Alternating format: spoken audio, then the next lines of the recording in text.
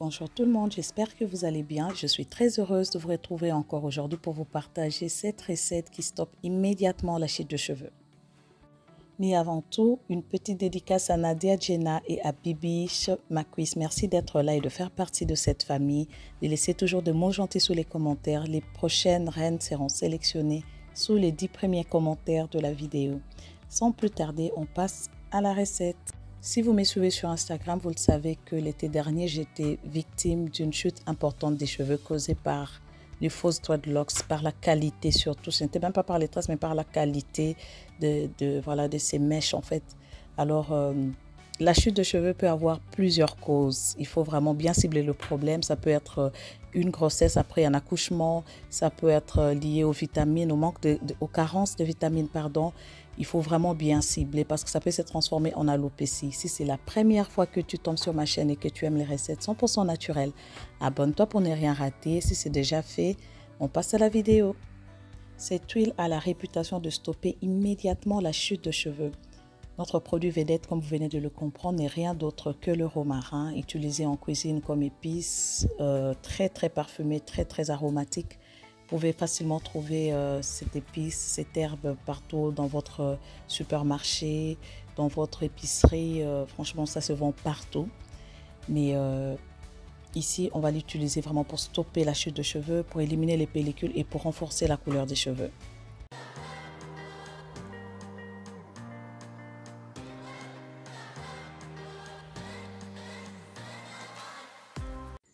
Pour réaliser cette recette, nous allons avoir besoin de 2 branches de romarin, tout simplement. Et une petite astuce, si vous voulez réussir vos macérats huileux, il faut vraiment, surtout quand vous utilisez les feuilles fraîches et tout, il faut vraiment les déshydrater au préalable, même une journée, pour réduire l'humidité, pour ne pas favoriser la prolifération microbienne dans votre macérat. Donc là, j'avais déjà bien nettoyé, j'avais laissé sécher à l'ombre toute une journée pour éliminer l'excès d'eau.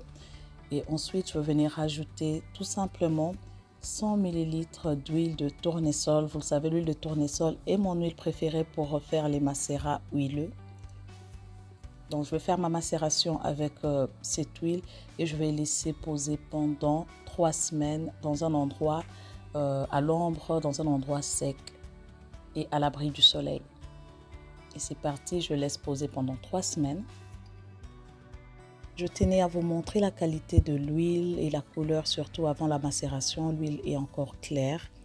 Utilisez toujours des pots en verre pour faire la macération de vos recettes et tout, c'est vraiment top. Et comme je l'ai dit précédemment, n'hésitez surtout pas à déshydrater au préalable vos branches pour éliminer l'humidité et éviter la prolifération microbienne. Alors là, je vais simplement marquer dessus pour ne pas me tromper parce que j'ai fait pas mal de macération à la maison, donc question d'organisation. Et je vais aller poser mon bocal dans un placard à l'abri du soleil et dans un endroit sec. 3 semaines plus tard, je viens pour filtrer les résultats et on peut voir que déjà le romarin a perdu toute sa couleur parce que l'huile a récupéré toutes les propriétés que nous allons utiliser sur nos cheveux plus tard. Et ça sent hyper bon, ça sent trop fort. C'est vraiment une plante très aromatique. Je vous conseille vraiment cette recette et c'est très efficace. Moi, je l'ai utilisé cette huile juste après ma chute de cheveux mélangée à l'huile de moringa. C'est vraiment une tuerie. Franchement, n'hésitez surtout pas si vous avez une chute de cheveux. Là, je vais simplement filtrer.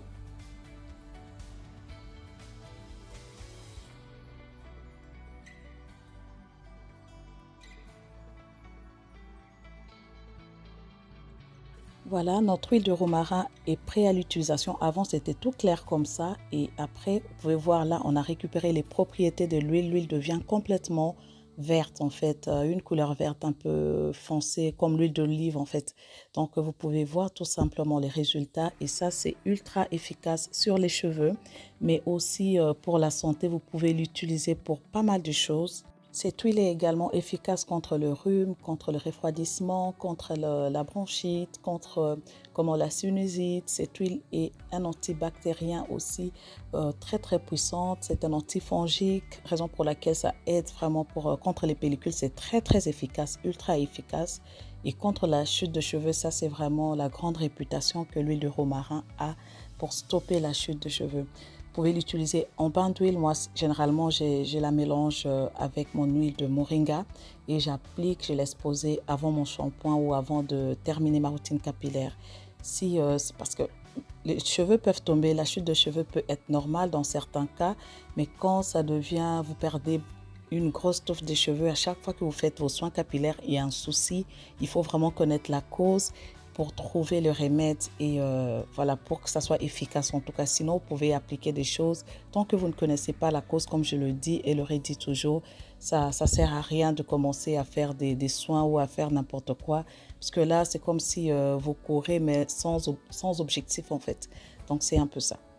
Alors, je vous retrouve prochainement pour une vidéo à ne pas rater. C'est un shampoing démêlant ancestral que vous allez sûrement adorer parce que je sais que c'est ce qu'on aime ici dans notre petite famille. N'hésitez surtout pas, vous avez deviné sûrement. Si cette vidéo t'a plu, like. Si tu as adoré, abonne-toi. Vous êtes nombreux et nombreuses à me suivre, mais je constate qu'il y a des personnes qui ne sont toujours pas abonnées. Vraiment, n'hésitez surtout pas pour m'encourager. Un petit bonus pour vous qui regardez la vidéo jusqu'à la fin. Ma soeur, mon frère, si tu rencontres ces problèmes des chutes de cheveux, il faut trouver la solution le plus rapidement possible. Parce que c'est un problème, lorsque c'est mal soigné en tout cas, ça peut se transformer en perte de densité des cheveux, ça peut se transformer en calvitie, ça peut se transformer en alopécie, raison pour laquelle il faut vraiment bien cibler le problème. Et comment cibler le problème? Généralement, ce qui se passe sur l'aspect physique, c'est parfois l'état de ce qui se passe à l'intérieur de nous. Ou parfois, les personnes qui ont des démangeaisons ou, les micro-inflammations du cuir chevelu vont être vraiment soumis à ces problèmes, vont perdre plus de cheveux, vont avoir une chute importante. Si tu souffres de l'irritation, des démangeaisons, il faut vraiment essayer de les stopper, de trouver la solution pour les calmer. Il y a plusieurs méthodes pour traiter cela. Si tu en souffres, n'hésite pas de le marquer en commentaire. Si vous avez des solutions aussi, n'hésitez surtout pas à les mettre en commentaire pour aider les autres personnes qui souffrent actuellement de ces problèmes. La chute de cheveux peut être hormonale également. Lorsque tu viens d'accoucher, par exemple, il y a une baisse d'hormones et cela joue beaucoup sur nos cheveux également. Donc, parce que tout est lié au cerveau et à nos hormones. Ça influence aussi une chute de cheveux. Donc, il faut toujours savoir après l'accouchement, bien choisir ses compléments alimentaires, surtout si vous allaitez également pour essayer de maintenir vraiment la qualité des cheveux et éviter cela.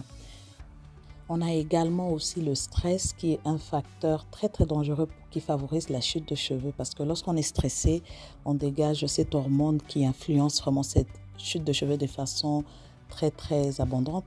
Alors il faut vraiment, c'est vrai que le stress c'est pas quelque chose qu'on peut gérer comme on veut parce que c'est quelque chose qu'on ne maîtrise pas forcément. Donc il faut vraiment essayer de trouver comment s'apaiser et comment limiter vraiment notre taux de stress pour ne pas avoir des chutes de cheveux abondantes également. Le dernier facteur que je vais citer ici, ça va vraiment vous surprendre, c'est les coiffures protectrices. Parfois, on utilise des mèches. Ça a été le cas pour moi, c'est véridique, parce que c'est quelque chose que j'ai vécu personnellement. J'ai eu le temps de faire des recherches là-dessus et je suis tombée sur des révélations assez choquantes. Mais je vais vous le dire, juste pour vous prévenir, ça pourrait vraiment vous aider.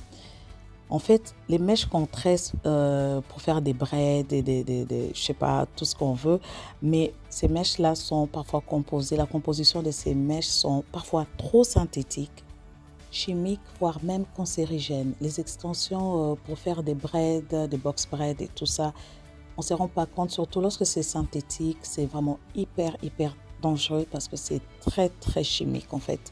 Et c'est bourré de matières chimiques.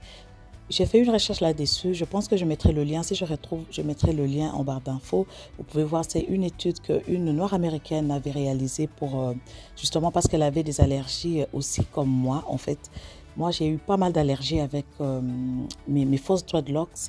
Je n'arrivais pas à dormir. J'avais des démangeaisons partout et c'était assez douloureux en fait à vivre. En fait, c'était vraiment choquant ce que j'avais vécu et limite traumatisant. J'ai gardé les tresses pendant 2 semaines. Je n'en pouvais plus, je n'avais pas d'autre choix que de les enlever, malgré que c'était bien, mais j'avais vraiment pas le choix. Et après, j'ai fait des recherches, pourquoi j'ai des démangeaisons, pourquoi je n'arrive plus à dormir, pourquoi ça a vraiment travaillé sur moi.